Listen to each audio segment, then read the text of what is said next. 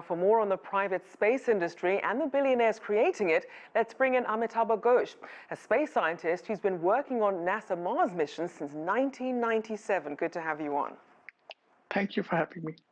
So for all these private citizens, Bezos, Shatner, Branson, Musk and others who've done this edge of space trip, does crossing that threshold make them astronauts, or is this a different category? Well, this is really semantics. I think the difference is before you needed to be a NASA astronaut, which means applying to NASA. Maybe there are 25,000 applications and then a few handful were picked and they were rigorously trained. And these gentlemen who just went, these gentlemen and ladies who went, had no prior background. They did very little training and they were essentially common folks who were in decent physical shape and they could fly to space. I guess you could call them astronauts. So then obviously the idea behind these companies was to make space more accessible for people, but at the prices being charged, unless you're very wealthy or invited personally by the owners, when do you think the average person actually is going to be able to afford a space flight? Well, I think the birthing pangs of any industry just looks like this. If you looked at commercial aviation, there was no market for commercial aviation. There were not that many rich people who would fly across. It is the mail service that actually saved commercial aviation. Same with shipping. So I think it is the starting stages of an industry, and that is why you have very high net worth people flying.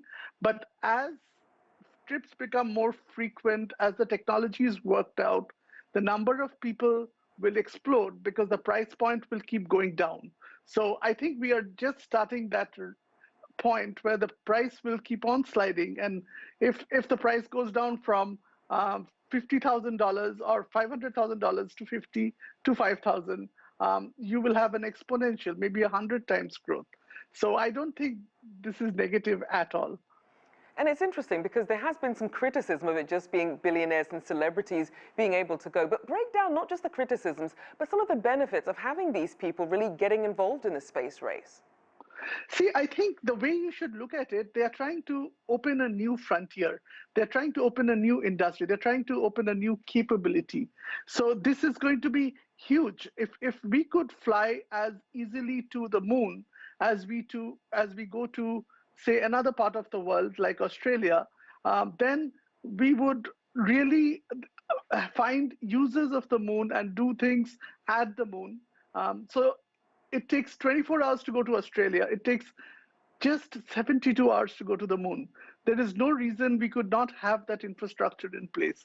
And what these folks are trying to do is really trying to open up that frontier. These billionaires could as well have bought private islands and huge yachts, but they are actually trying to start an industry which is going to further the human ambition and also employ a lot of people. This is not, they're employing people on Earth, engineers and many other jobs are being created on Earth. And that's definitely important to note. So for people who aren't familiar, talk about how the key players have evolved in this private space industry and the differences between their goals and their businesses.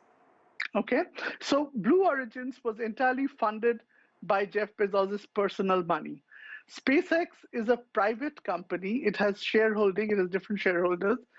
It is valued at $100 billion. And Virgin Galactic is really a publicly traded company. SpaceX, provides orbital flights, which means around 500 kilometers. So if you buy a ticket by SpaceX, you are going to that altitude and you're staying for maybe 10 days.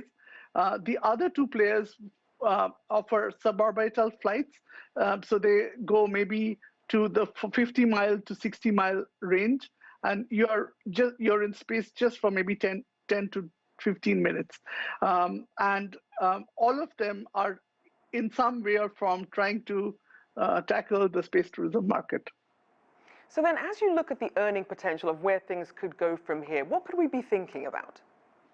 Well, if you look at tourism, it's a multi-trillion-dollar industry. If you look at aviation, you have maybe more than 1 billion passengers every year. So here we just need maybe 1 million or so passengers and maybe million to 10 million passengers to be a multi-billion-dollar industry.